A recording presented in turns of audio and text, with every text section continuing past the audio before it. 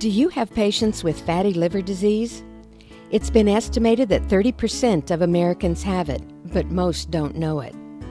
Welcome to Nutrition Edge on ReachMD. I'm Dietitian Kathy King, and my guest today is Kristin Kirkpatrick. She's the lead dietitian at Cleveland Clinic Wellness Institute and author of the book Skinny Liver.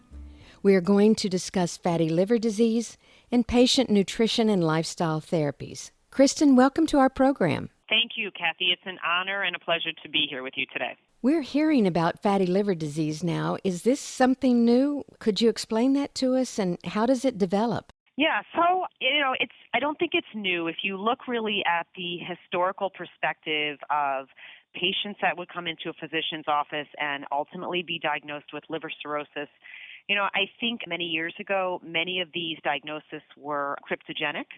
They really didn't know the origin. But now that we are really seeing so much more evidence and really have so much more of a grasp of this condition, we realize that there's a huge percentage of cirrhosis now that is stemming from non-alcoholic fatty liver disease. So, let's just start with how you get it. So, as you know, it is normal to have some fat in the liver, but once we get more than, let's say, 5 to 10% of the weight of the liver being constituted of fat, then we have fatty liver disease. And obviously we go into steps and stages in the condition where it starts with fatty infiltration, then get into some inflammation, some fibrosis, and then ultimately it could lead to cirrhosis, which would be irreversible at that point. So, kind of a long explanation to that. I don't think this is something new. I think that this is completely paralleled with the obesity rates that we are seeing skyrocketing in the United States. Even though they are stalling slightly, they're still high. And we have some states where it's a real huge concern. And it's a concern for the country. So I think we'll continue to see diagnosis of it. I think, of course, it is on the radar screen much more today. And so there's going to be more diagnosis from that standpoint. But we're seeing it because we are an overweight and obese nation. What are the long-term effects, and how is it diagnosed? So with a diagnosis, sometimes it will start with simply, let's say, getting some blood work at your annual exam and realizing that you've got some elevated liver enzymes. So ALT, AST are pretty traditional liver enzymes that might be included in a complete metabolic panel. That might be the first indicator, and so the physician might say, okay, well, you've got these elevated liver enzymes, and by the way, you also have an elevated hemoglobin A1C, or your glucose is elevated, and you also happen to have a BMI over 30. So this kind of would be kind of the algorithm that a physician may start with. From there, most physicians that I've worked with here would then go ahead and order a biopsy or a ultrasound. I think ultrasound obviously is going to be the most common test that's going to be done simply because a biopsy is very invasive. The majority of the patients that are coming to see me are diagnosed through ultrasound ultimately. Some of them, I would say about 25%, simply have these elevated liver enzymes that are indicating that something is off with the liver, and they're told to come and see a dietitian for weight loss. So they might not even get to that ultrasound step. Do they have symptoms when this is all happening? Well, that's the problem with this condition, is that it really is truly asymptomatic in the early stages. It's really some of the symptoms that I have seen in my research and human studies have been things like fatigue.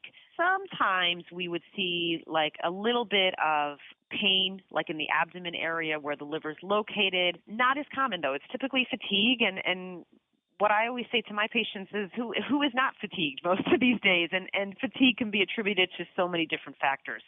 So in the early stages, there really are no symptoms, which is really, Kathy, what makes this such a scary condition, because if you don't go see your doctor, if it's not something normal for you to get regular medical checkups with anyone, you may have it for years and years and years, not know it, and then really only see the symptoms once it progresses to the more deadly and more irreversible forms of the condition.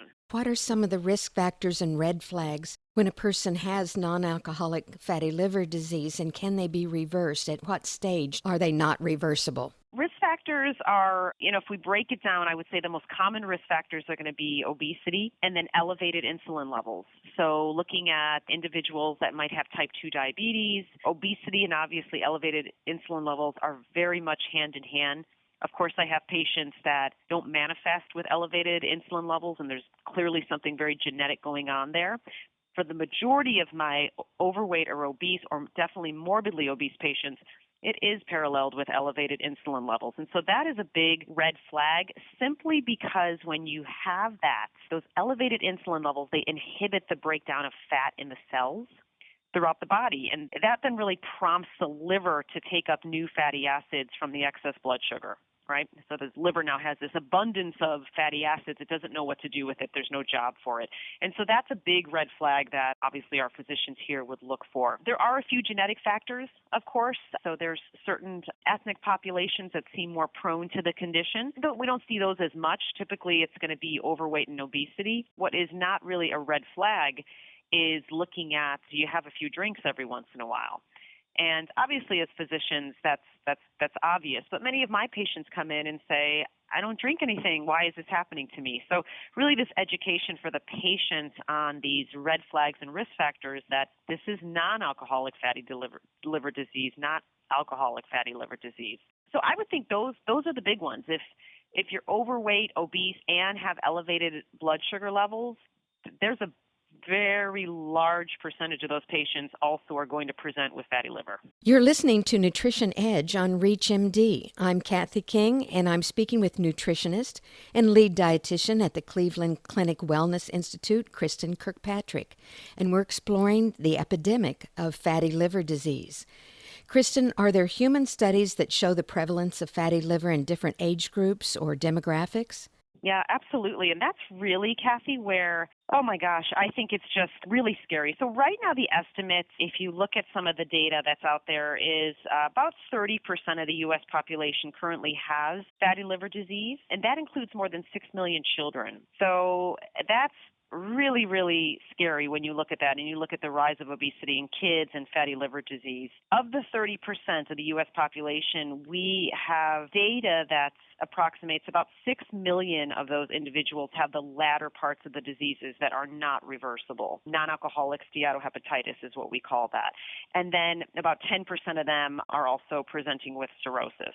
And so, we're talking about a huge chunk of the population that, again, if you look at our obesity rates, are really paralleled with that. That 30% is really in line with obesity rates, type 2 diabetes rates, et cetera. But that's a lot of people. And, those estimates are really probably about a year old. So it'll be interesting once we see some data from the NIH come out soon. Are we going to see an increase in that? Will it go down? My assumption is it will stay the same, or we will see increases because of increased diagnosis of the condition. That's scary, isn't it? To have that out there and have very few people actually talking about it. It's nice that you've created that book so that more people are at least aware of this problem. What are your nutrition and lifestyle guidelines for helping patients avoid or reverse the fatty liver disease? Well, I'll say, as someone who knows a lot about nutrition, Kathy, you know that many of the patients that probably come to you and definitely to me are very confused. There's a million diets out there. There's a million different websites with bad information, and there's no one size fits all. So when I think about my dietary guidelines, I really start very high level, and I encourage my patients to, number one, start eating food. I define food the same way Michael Pollan does. I stole his definition. I use it all the time because he just made such a great point of it. And food is something that comes from nature, is fed from nature, and will eventually rot. So that's where I start with my patients. Let's take away all of the clutter and all of the noise that surrounds nutrition today, and let's focus on food. This is going to be the top priority. So looking at what they're having for breakfast, for lunch, for dinner, et cetera, and is it defined as food, or is it defined as manufactured calories, junk food? Right? So that's kind of the first step that I take. The second is really looking at the quality of color in their diet. So how many fruits and vegetables are you getting? What kind of grains are you getting? Are they completely white and bland, or are they going to be brown and whole grain and dark? So color is a big thing that I focus on with my patients as well. And then really, once we get through those two aspects, a true cleaning up of the diet. So okay, let's look at all of our macros. Let's look at our complex carbohydrates and what sources are you getting from there. And let's especially look at our simple carbohydrates. Are you drinking soda? Are you having juice? Are you eating candy? Things like that. And really just working to cut that out of the diet. Those are hard things to do. Those are very hard habits to break. But we really have to get back to more of a Mediterranean style approach. In a lot of cases with my patients, a lower carbohydrate style works for them as well. But starting with that overall really high level definition of let's start eating food. And then let's start listening to our hunger as well and not overfueling, because that's what Americans do. We overfuel. We eat much more than what we need. And so that's another problem. This isn't then associated with eating more fat or more fructose. You hear that in the news sometimes. This isn't any one food? No. I'm agreeing with you. You're right. I think the fructose thing is really interesting because there were some early studies that really kind of pointed the finger at fructose here. The liver is the only organ in the body that can actually metabolize and break down fructose. So it's actually a very special is not the right word. Special makes it sound good, and it's not. But it's the only special sugar out there that has a direct contact with the liver in order to be metabolized. So there's been a bit of conflicting studies there where some studies have come out saying fructose is really to blame because of this increase of fatty acid uptake that needs to occur with fructose metabolism. And other studies have said that, it's not really just fructose. It's all sugars. It's anything that's going to elevate blood sugar. To your point about fat, Kathy, less of an association there. So really haven't seen the connection of fat in the diet and the occurrence of development of fatty liver disease. In a lot of ways, I think we still have a lot of questions where this stems from. We have great ideas, we have great data, but we need more data. I can see that because you hear a little bit here and there and you're not sure, where to go with what you're hearing. In conclusion, Kristin, could you summarize 3 to 4 points that you want us to remember about hopefully reversing or avoiding fatty liver disease in the first place? Yeah, so I think the first point is, number one, to see your doctor. If you look at individuals that perhaps have fatty liver disease but don't know it, that's a huge chunk, I think, of the population. So that's kind of the first thing. I mean, if you look at the huge prevalence, it's estimated that probably 80% or more of type 2 diabetics that are obese also have fatty liver disease. So find out, right? That's kind of the first thing I would say is to find out, because knowledge is power, and perhaps knowledge can motivate you to make changes. So that's the first thing. The second thing I would say is to really focus first on nutrition, not to downgrade exercise and not to say that exercise isn't important.